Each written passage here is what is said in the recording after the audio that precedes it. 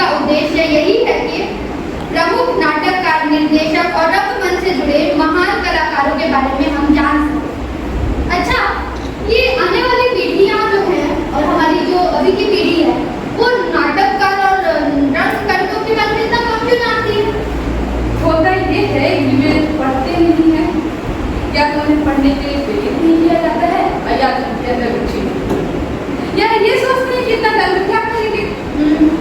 लेकिन वो ये नहीं जानते हैं कि जानना शरीर हानि नहीं करवाता, वो आपके अंदर ज्ञान का विस्तार करता है, आपको रचनात्मक बनाता है। नाटककार मुद्रा राक्षस कहते भी हैं कि रचना धर्म में अंतिम कुछ नहीं होता है।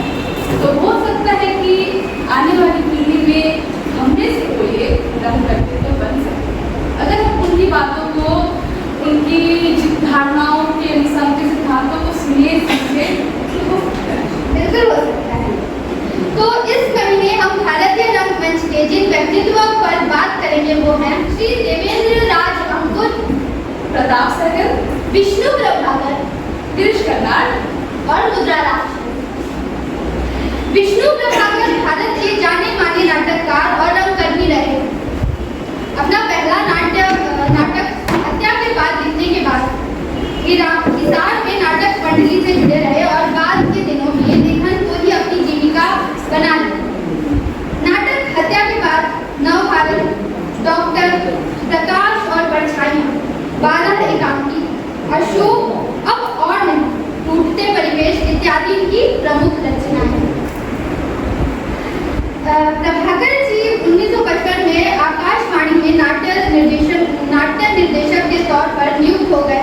इन्होंने शरद चंद्र की जीवनी, आवारा मसीहा की रचना की। इन्होंने कहानी, उपन्यास, नाटक, एकांकी, स्मरण, बाल साहित्य सभी विधाओं में प्रचुर साहित्य लिखे। अर्धनारीश्वर पर इन्हें साहित्य अकादमी पुरस्कार मिला। विष्णु प्रभाकर जी को पद्म भूषण, भारतीय ज्ञानपीठ का मूर्ति देवी सम्मान तथा साहित्य अकादमी पुरस्कार, सोवियत लैंड नेहरू पुरस्कार इत्यादि पुरस्कार से सम्मानित किया है। इनकी अद्भुत रचना अर्धनारीश्वर कहानी की प्रस्तुति करने मैं श्याम, रितेश, विकास, जमीर और पूर्णिमा को आमंत्रित करती हूँ।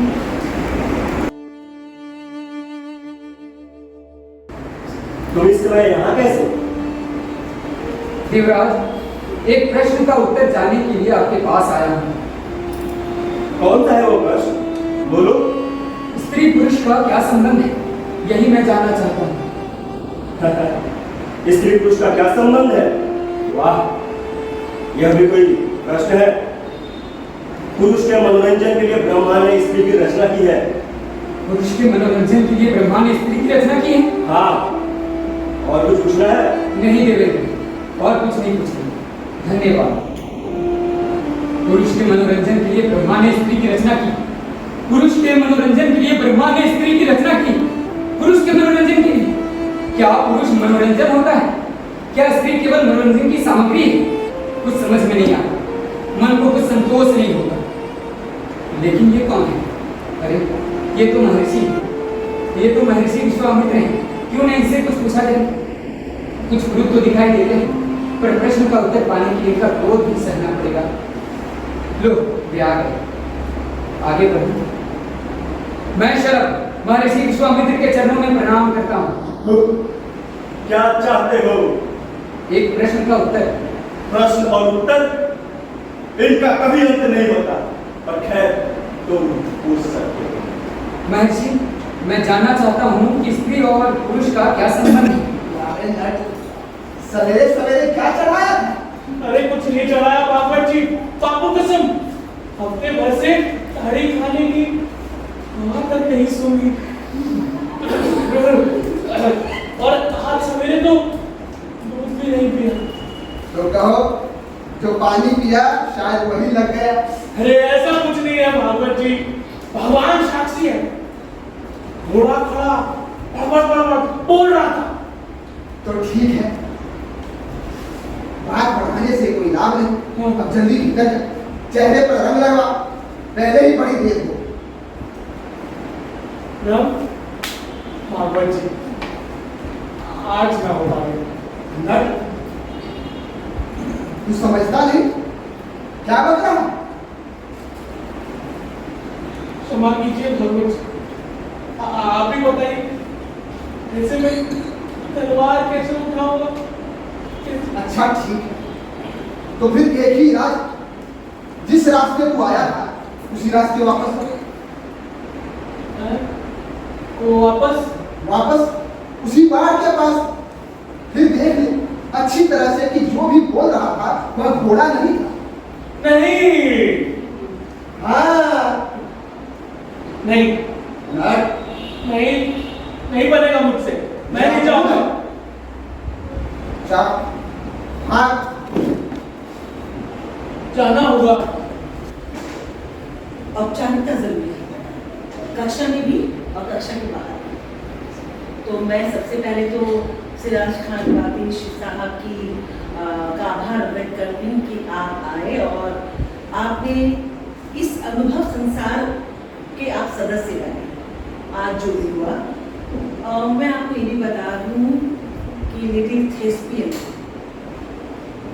अजहर के बिना ना तो कभी था और ना कभी रहेगा। तो ये जो सारे काम हम कर रहे हैं और लिटिल थेस्पियन परिवार के जो लोग कर रहे हैं, वो अजहर आलम को अपने स्मरण में, अपनी यादों में रखते हुए ही कर रहे हैं। और अजहर आलम की याद हमेशा, कलाकार कभी नहीं मरता, ये याद हमेशा बनी रही। इसके लिए हमने ट्रस्ट की स्थापना की है, अजहर आलम मेमोरियल ट्रस्ट। और इस ट्रस्ट के तहत हम कुछ कामों की हमने घोषणा की है, जिसमें अजहर आलम मेमोरियल अवार्ड है, जो हर वर्ष हम हिंदुस्तान से के जो बड़े रंग व्यक्तित्व हैं, जिनका बहुत योगदान है रंगमंच को, उनको हम अजहर आलम मेमोरियल अवार्ड देंगे। अवार्ड देके हम उनका सम्मान नहीं कर रहे हैं, बल्कि उनके माध्यम से हम खुद सम्मानित हो रहे हैं। इस वर्ष का सम्मान हमने रुद्र प्रसाद सिंह साहब को दिया था। और उसी तरह से अब हमारा अगले वर्ष जो लिटिल थेस्पियन का जश्न रंग हुआ करता था, जो इस वर्ष से जश्न अजहर नाम में हमने उसका बदल दिया, जश्न अजहर रख दिया है। तो अब अगले साल का जो जश्न अजहर है वो मार्च के महीने में होना है और बाहर के 5 टीमें हमारे यहाँ आएंगी और लिटिल थेस्पियन की उपस्थिति रहेगी, 6 दिन का रहेगा। उसके अलावा दूसरा ट्रस्ट के माध्यम से, ट्रस्ट की तरफ से हम बंगाल, पश्चिम बंगाल के जो स्टूडेंट होंगे जो हिंदी या उर्दू भाषा में थिएटर पर रिसर्च करेंगे, उनको फेलोशिप देंगे प्रति माह 3000 रुपये देंगे, ताकि हमारे बंगाल में रिसर्च थिएटर पे काम करने की परंपरा बने हिंदी और उर्दू में। बंगला में तो ये समृद्ध है, लेकिन हिंदी और उर्दू में जब मैं कोई दो रिसर्च स्कॉलर खोजती हूँ तो मुझे नहीं मिलते। तो हम रिसर्च को मतलब थिएटर पे काम, जैसे अभी आज आपने जो देखा, तो ये सब काम तो आप खुद लोगों ने किया। तो इस तरह से काम करने की प्रवृत्ति को बढ़ावा मिले, आप काम करें और उस रिसर्च को हम प्रिंट भी कर देंगे, हम उसको पब्लिश करेंगे ताकि लोगों तक पहुँचे। तीसरा है हम इसकी तरफ से, ट्रस्ट की तरफ से हमने स्कॉलरशिप देने की शुरू की। ये जो IAS और WBCS परीक्षा की तैयारी कर रहे हैं या करेंगे, तो उनकी मेरिट लिस्ट के हिसाब से हम उनको भी स्कॉलरशिप देंगे। और इसके अलावा ट्रस्ट और भी हम चलते रहेंगे। हम सेमिनार करेंगे साल में, अजहर आलम मेमोरियल लेक्चर साल में 2 लेक्चर हम करेंगे, जिसमें हिंदुस्तान से लोग आएंगे, तो हिंदुस्तान से लोग शामिल होंगे। हिंदी उर्दू भाषा, थिएटर में भाषा की कोई सीमा नहीं। तो इस तरह से तो मुझे खुशी है कि आप बच्चे अब रंगमंच को समझने की तैयारी कर रहे हैं। आप सब सिर्फ क्लास करने आए थे कि कविता और कहानी का पाठ करना है अभिनय के साथ। जल्दी सिराज साहब आप अपनी पूरी कहानी ऐसी दें जिसका मैं इन बच्चों से अभिनयात्मक पाठ कर रहा हूँ, ड्रामेटिक कर रहा हूँ। तो आप सिर्फ क्लास करने आए थे, लेकिन मुझे लगा कि क्लास से ज़्यादा कुछ आप यहाँ पर प्राप्त कर रहे हैं और उसको आगे बढ़ाएंगे।